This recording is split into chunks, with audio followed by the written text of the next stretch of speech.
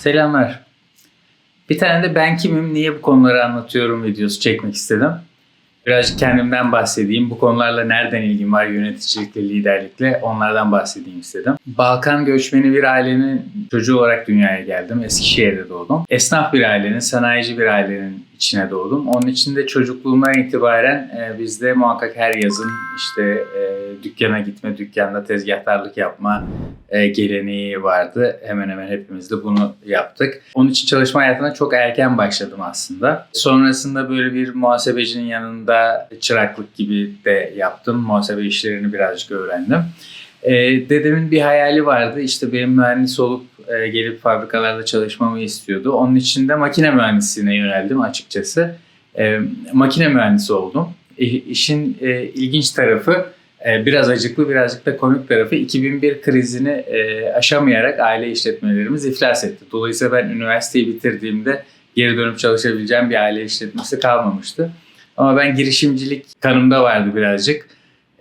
Mezun olduktan sonra küçük yerlerde çalıştım ama kendimin de bir aile girişiminde yer aldım. Başarılı da olduk ilk başlangıçta. Bir 2-3 yıl sonra çok da başarılı olmadık. O işletmem iflas etti. Yani batırdım işletmeyi. Öyle olunca tabii borçları ödemek lazım. Nasıl ödeyeceğiz borçları? Makine mühendisiyim bir yandan da.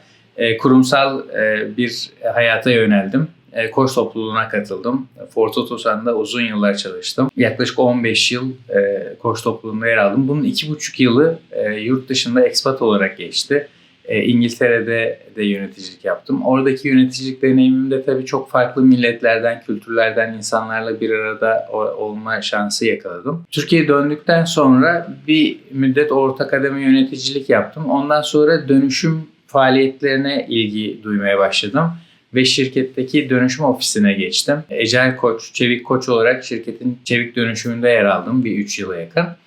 Sonrasında kendi kanatlarımla uçmak istedim ve kurumsal hayatı bıraktım. Son 2,5 yıldır da büyük ve orta ölçekli şirketlere kurumsal yönetim danışmanlığı, dönüşüm danışmanlığı, eğitmenlik, yönetici ve liderlik eğitmenliği yapıyorum. Aynı zamanda Marmara Üniversitesi Mühendislik Fakültesi'nde genç mühendis adaylarına yönetim üzerine, inovasyon üzerine, kurumsal yönetim üzerine dersler veriyorum. Seçmeli dersler veriyorum. Çok da katı bir hoca değilim. Umuyorum da keyifli geçiyor derslerde diyeyim.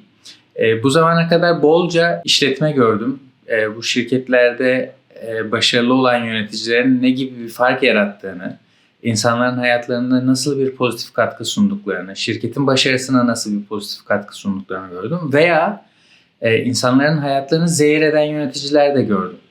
Dolayısıyla modern dünyada baktığımız zaman, yani devleti yöneten veya kamu yönetiminde yer alan insanların etkisi olduğu kadar şirket yönetiminde yer alan insanların da diğer insanların hayatlarında ne kadar büyük bir etkisinin olduğunu farkındayım. Ve buradaki etkiyi birazcık daha pozitife döndürebilir miyim? Burada daha pozitif bir katkı sunabilir miyim?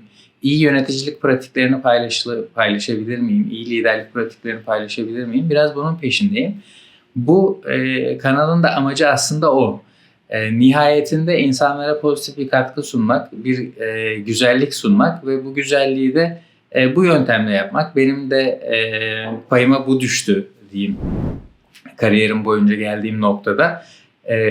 Dolayısıyla liderlik gelişimini önemsiyorum, yöneticilik gelişimini önemsiyorum ki insanların hayatında hatırlayacakları, ilham alabilecekleri yöneticileri olsun.